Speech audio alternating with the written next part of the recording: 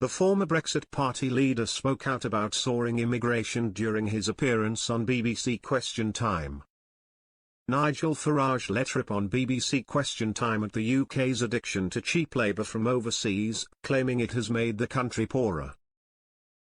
The honorary president of Reform UK spoke at length about the pressures soaring migration has put on Britain after a furious spat with fellow guest Piers Morgan about the benefits of Brexit.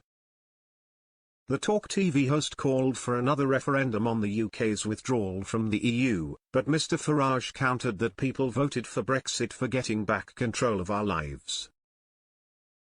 He said controlling the country's borders was the single most important part of leaving, and ranted about how Labour opened the door in the most incredible way to mass migration.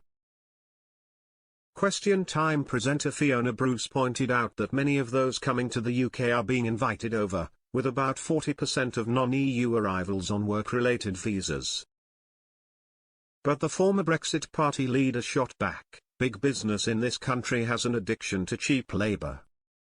We've driven down wages for working people in this country." Referring to a Reform UK policy to slash migration, he said, "We've put in place an idea today to say that for employers, it would be cheaper for them to employ British people rather than foreign people to try to encourage them. We've got millions of people of working age in Britain not working.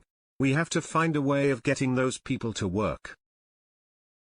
But I tell you what, this addiction to cheap labour has actually made us as a country poorer, and it's worth remembering that. It's not working."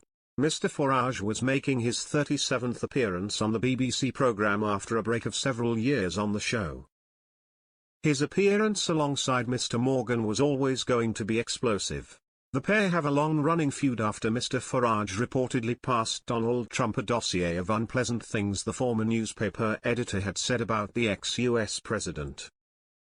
Mr Morgan claimed it was designed to scupper an interview he had with Mr Trump and called Mr Farage a weasel.